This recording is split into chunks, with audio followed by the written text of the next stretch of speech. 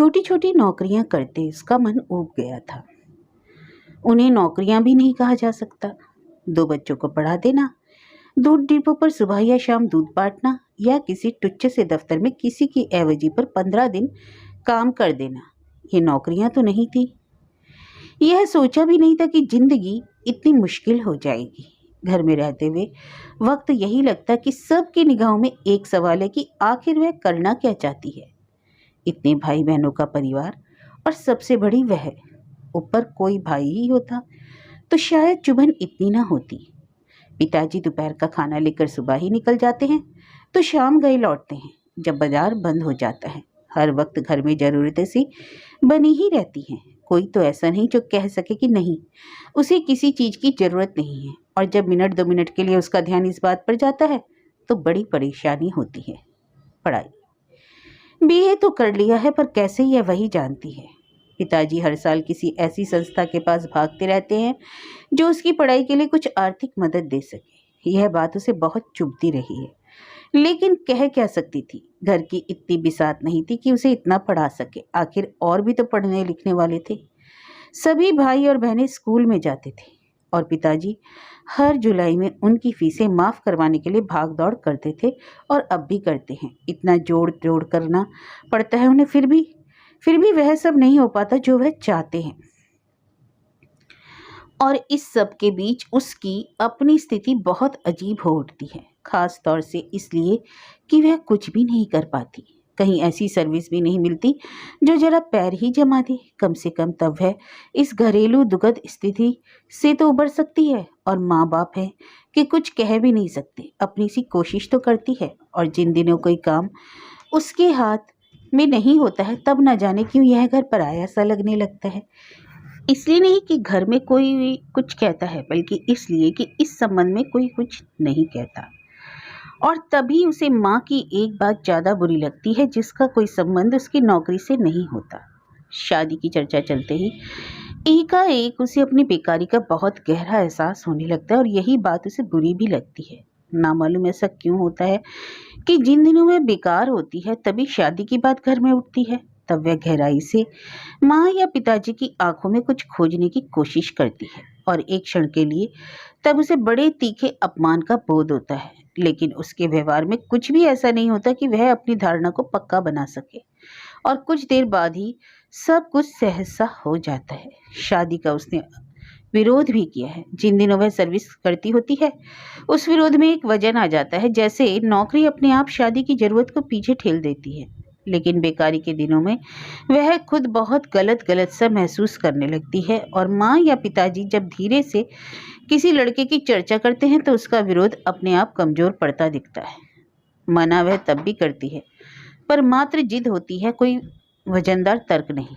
और उसे खुद शादी ना करने की अपनी बात खोखली सी लगने लगती है। अगर नहीं करेगी तो क्या करेगी? सपने बहुत से हैं। सर्विस मिल जाए तो धीरे धीरे सब पूरे हो जाएंगे। शायद उसका अपना अलग कमरा भी हो जाए और वह अपनी रोजमर्रा की जिंदगी को अपनी तरह से ढाल सके। भाई बहनों को भी मर्जी के मुताबिक सम्मानित जिंदगी दे सके। अभी तो सिर्फ रहम पर पूरे घर की जिंदगी बीत रही है। दुकान का मालिक अगर पिताजी को बुढ़ापे की वजह से निकाल दे तो क्या होगा? स्कूलों में भाई बहनों की फीसें माफ ना हो तो क्या होगा? आस पड़ोस वाले उन्हें उस रहम भरे प्यार से ना देखे तो क्या होगा? और खुद उसकी नौकरियां। दूध डिपो के एरिया मैनेजर ने इसलिए तो उसे काम दिया था कि पैसे की मदद हो जाएगी। और उन्होंने बड़े उपकार के भाव से कहा था, हरवंश लाल जी, जब तक आपकी लड़की को कहीं और सर्विस नहीं मिलती दूध डिपो पर ही भेज दिया कीजिए, मैं कुछ कर दूंगा। 40-45 रुपए भी क्या बुरे हैं। तब अजीब सी चोट लगी थी और बगल वाले ओवरसीयर साहब ने भी कहा था, बाबू हरवंश लाल जी, सुनीता से कहिए दोनों बच्चों को पढ़ा दिया करें, 20 रुपए तो मैं दे ही दिया करूंगा। बहुत सी बातें हैं जो उमड़ आती हैं। सफाई करने वाली जमादारीन भी तारीख निकल जाने पर नाराजगी से कभी पैसे नहीं मांगती, औरों से झगड़ा करती है, बीच गली में चीखती चिल्लाती है। कर्ज वाले भी हर महीने घर वालों की तरह आते हैं और बाहर वाले कमरे में फुसफुसाकर बात करते और चले जाते हैं। जब भी कभी घर में कोई चीज लाने की बात होती तो भीतर ही भीतर पाप का सा बोध होता है, जैसे कर्ज वालों को धोखा दिया जा रहा है। अपने लिए एक अच्छी साड़ी लेते हुए मन चोर की तरह कतराता है और दर्जी के महंगे कपड़े सिलने के लिए देते हुए बहुत संकोच होता है। एक बार सिलाई के पैसे चुक जाए तब कोई कीमती कपड़ा भी सिलवा लिया जाए, पर ऐसे तो उसके सामने भी बेईमानी का हल्का एहसास होता है और तब जिंदगी हर तरह से जकड़ी हुई लगती है, जैसे कुछ किया ही नहीं जा सकता। हर तरफ आंखें हैं जो रहम करती हैं और एक बार जिद करके अगर उस जकड़ से टूटकर निकल भी आया जाए तो वे आंखें बदल जाएंगी, उनमें हिकारत तैरने लगेगी और जीना दुभर हो जाएगा। ऐसी सर्विस मिलती नहीं जो इस नाक फांस को जरा ढीला कर दे कि वह कभी रेशमी साड़ी पहनकर अपने में संतुष्टि सी घर से निकल सके, भाई बहन पूरी फीस लेकर स्कूल जा सके और माँ मोहल्ले की औरतों से जी खोलकर बात कर सके, दुख सुख में खुले दिल से शामिल हो सके। पर ऐसा नहीं हो पाता। उसके सारे व्यक्तित्व का वजन कहीं खोया हुआ है और खुद सुनीता को भी अपनी बातें इसलिए बेकार लगने लगती है। उनके पीछे वह शक्ति ही पैदा नहीं हो पाती जिसके सहारे जिंदगी पर आदमी की पकड़ धीरे धीरे बढ़ती जाती है। घर के सभी लोग जैसे दूसरों का मुंह देखते रहते हैं। घर का नितांत अपना निर्णय ही कोई नहीं होता। जरा जरा सी बात में उन दूसरों का दखल रहता है जो घर के नहीं है। कितना धुंधला सा दखल है दूसरों का, पर कितना संपूर्ण। घर में मशीन आए कि ना आए, इसे अपनी अनुपस्थिति में ही कर्जदार तय कर लेते हैं, बिल्कुल अनजाने तरीके से। माँ के और बच्चे हों या ना हो, इसका फैसला पड़ोसी कर चुके हैं। पिताजी चुनाव में किसे वोट दें यह दूसरे तय करते हैं और उन्हें इस बात पर की कसक भी नहीं होती, क्योंकि यह सोचकर उनका अपना निर्णय ले सके ऐसी जिंदगी तो कभी हासिल ही नहीं हुई। भाई बहन क्या पढ़े, किस लाइन में जाए, यह निर्णय उन स्कूलों में नहीं लेने दिया जो पूरी फीसें मांगते हैं। बच्चे किस तरह के कपड़े पहने यह बहुत हद तक दर्जी खुद तय कर लेता है। एक अस्पष्ट और अव्यक्त सा घेरा है जो उनके गिर्द पड़ा हुआ है और वे नजरबंद कैदियों की तरह जैसे सब कुछ कर सकने के लिए आजाद हैं। इसलिए जब सुनीता से शादी से इनकार करती है तो एक क्षण के लिए वह अपना निर्णय स्वयं लेती है और हल्की सी सार्थकता का उसे एहसास होता है। उसका अपना वजन कुछ बढ़ता सा है और वह फिर नौकरी की तलाश में जुट जाती है। कोई छोटी सी सर्विस मिल जाती है और वह बहुत छोटे छोटे फैसले की बंधी बंधी सी आज़ादी महसूस करने लगती है। वह बिना किसी से पूछे एक पाव दूध बढ़ा लेने का फैसला कर लेती है, पानी जमा करने के लिए रबर का पाइप लाने का निर्णय लेती है और अपने लिए ब्लाउज का कपड़ा पसंद करने का हक पा जाती है। घर में कुछ प्याले प्लेटें और आ जाएं, ये निर्णय लेने लगती है। पिताजी को नया जूता ले देना चाहिए यह कह सकने का अधिकार पा जाती है। माँ का इलाज किस डॉक्टर को यहाँ होना चाहिए इस पर राय दे सकने की स्थिति में हो जाती है। लेकिन यह सब फिर एक दिन धीरे से समाप्त हो जाता है और हर बात में दूसरे अनजान तरीके से दखल देने लगते हैं। तमाम लोग चुपके से घर में घुस आते हैं और उनकी अदृश्य निगाहों के इशारे पर पूरा घर चलने लगता है। वे फैसले करने लगते हैं। तब कहीं एकांत नहीं मिलता। पूरा घर जैसे धरती से ऊपर अधर में लटका रहता है और हर काम करते वक्त कोई अदृश्य व्यक्ति हाथ पकड़ लेता है। अपने एकांत में भी घर के हर व्यक्ति के साथ दो चार लोग खामोशी से छिपे बैठे रहते हैं जो अपनी बात आते ही बोल पड़ते हैं। पिताजी कभी कभी तो बहुत परेशान रहते हैं। कभी कोई दूसरी नौकरी की बात सोचते हैं तो फिर घबरा कर रह जाते हैं। पैसों की ज़्यादा तंगी होती है तो घर का इकलौता पंखा बेचने की बात उठती है। गर्मियों में किस्तों पर नया ले लेंगे, अभी तो काम निकल जाएगा, 50-60 तो इस पंखे के मिल ही जाएंगे। हर बार यही होता है। जब गर्मियाँ खत्म हो जाती हैं तो घर में अकेला वह पंखा ऐसा रह जाता है जिस पर सबकी नज़रें जमी रहती है और गर्मियाँ आते ही फिर वह जरूरी हो जाता है और चढ़ने लगता है।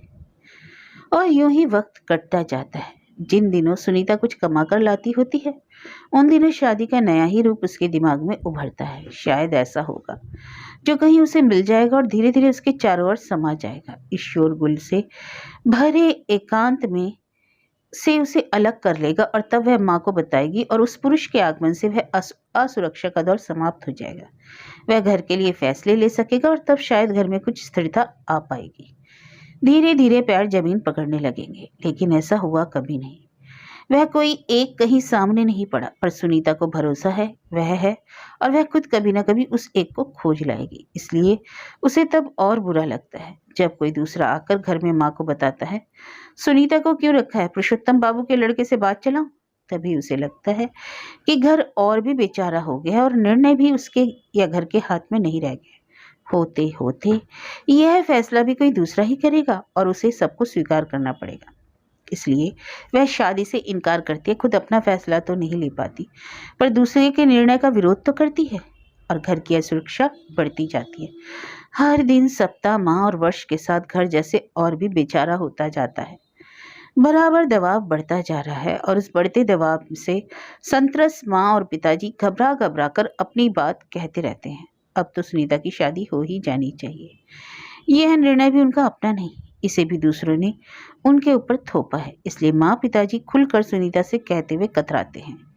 वे उसे अपने निर्णय का रूप देकर प्रस्तुत करना चाहते हैं, पर दे नहीं पाते। लगातार कई महीनों से सुनीता बेकार है और शादी की बात कई बार तरह तरह से उठी है।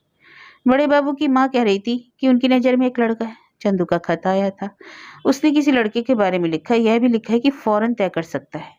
श्यामलाल कहते हैं, लड़का तो मैं बता देता हूँ, बाकी बातें आप खुद तय कर लीजिए।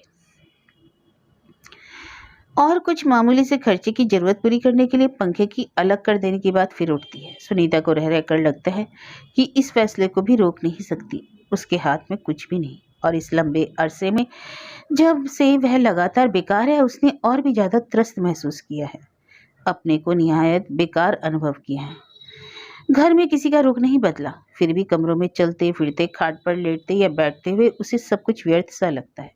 जैसे अब इस घर में चलना फिरना, आराम करना, यूं पड़े रहना सिर्फ वक्त काटना है और उसके किसी कार्य की संगति घर में से नहीं रह गई। अगर कोई ऐसी सर्विस मिल जाती, 200-225 दे सकती और पक्की होती, तो शायद वह घर को अनिर्णय की स्थिति से निकाल लाती, अपना भी कोई निर्णय लेती और तब एकाएक यह पूरा घर उस विचारगी से उभर आता जो उसके पूरे अस्तित्व को दबोचे हुए है। और तभी वह घर में अदृश्य रूप से घुसे हुए लोगों को निकाल सकती, उन फैसलों को उलट सकती जो उन दूसरों ने लिए हैं और लेते जा रहे हैं। घर में इतने ज्यादा दूसरे लोग छिपकर घुसे हुए हैं कि उन्होंने सुनीता का रहना दुबर कर रखा है, भाई बहनों का भविष्य तय कर रखा है और माँ पिताजी को इतना बेचारा बना रखा है। शादी से वह इनकार करती आई है, पर अपनी व्यर्थता का इतना गहरा एहसास उसे कभी नहीं हुआ और एक क्षण को तो लगता है शादी से इनकार करने पर माँ पिताजी को इसी व्यर्थता का और कितना गहरा एहसास होता होगा।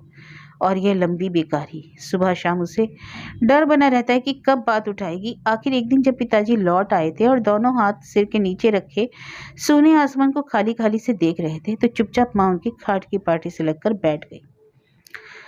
तुमने सुनीता से बात की? उन्होंने वैसे ही लेटे लेटे माँ से पूछा था और यह सुनते ही सुनीता का दिल धड़कने लगा था। घर के कोनों अंतरों से छिपे तमाम दूसरे पिताजी की बातों का फैसले का रूप देने के लिए जमा हो गए थे। वे सब उन्हें घिरकर चुपचाप खड़े हो गए थे।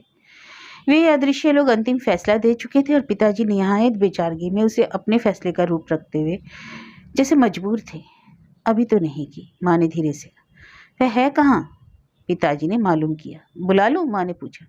हाँ, आखिर इतनी बड़ी है, उसकी बात का भी तो ख्याल करना चाहिए, वह क्या चाहती है, उन्होंने माँ से कहा था। और सुनीता को लगा था वह कैसी दुखद और टेढ़ी स्थिति है। दूसरों के लिए वे निर्णय को हम अपना कहकर स्वीकारने को मजबूर थे। सुनीता, जरा यहाँ आना, माँ ने उसे पुकार लिया। तब पिताजी की खाट तक आते ही उसे लगा था कि वह भी उन दूसरों की तरह घर में जबरदस्ती घुसी हुई है। और आज बहुत हिम्मत बटोरकर पिताजी उससे पूछना चाहते थे कि उसने उन्हें इतना मजबूर क्यों कर रखा है। शायद आज पिताजी विद्रोह करना चाहते थे। वह चुपचाप पास आकर खड़ी हो गई थी। पिताजी वैसे ही लेटे हुए थे। खाली खाली आंखों से आसमान देखते हुए उन्होंने माँ से कहा था, सुनीता को बता दो, इसकी राय भी ले लो। और तब माँ ने उसे अपने पास बिठाते हुए कहा था, तुम्हारे मामा ने एक लड़का देखा है, उन्हें पसंद है। वह जोर भी बहुत दे रहे हैं। तू तो जानती है ही बेटा कि तेरे मामा ने हम लोगों का हमेशा भला ही सोचा है, हर परेशानी में साथ दिया है। कहते हुए वह एक क्षण को रुकी थी, तो सुनीता के दिमाग में ना जाने क्यों एक बार फिर वही बात कौंध गई थी। लड़का अच्छा है, नौकरी में है, 200-225 तनख्वाह पाता है, तेरे मामा को बहुत पसंद है। अगर तेरी राय हो तो हाँ कर दी जाए, फिर किसी वक्त सुविधे से तेरे पिताजी जाकर सब तय कर आएंगे, मैं भी देखाऊंगी। माँ बहुत संभाल संभाल कर और तौल तौल कर बात कर रही थी। सुनीता की आंखें नीचे जमीन में गड़ी हुई थी। पिताजी वैसे ही चुपचाप लेटे हुए थे और माँ अपना चश्मा उतारकर धोती के खूंटे से शीशे साफ करने लगी थी। एक क्षण के लिए सुनीता दुविधा में फंस गई थी। मन में कहीं भीतर एक हल्की सी आवाज गूंजी थी और सारी बातें बेतरह उलझ गई थी। उसकी आंखें बहुत डबडबाई थी और आंसुओं को रुकते हुए उसने जैसे किसी दूसरे की आवाज में कहा था, जैसा आप लोग ठीक समझे। अरे रोती है पागल। हल्की सी संतोष भरी मुस्कुराहट के साथ माँ ने प्यार से अपना हाथ उसके कंधे पर रख दिया था और धीरे धीरे पीठ थपथपाती रही।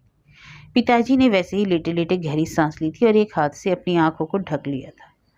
माँ उठकर रसोई घर में चली गई थी। सुनीता कमरे में लौट आई थी, जैसे सब एकांत चाहते थे और जो किसी के नसीब में नहीं था।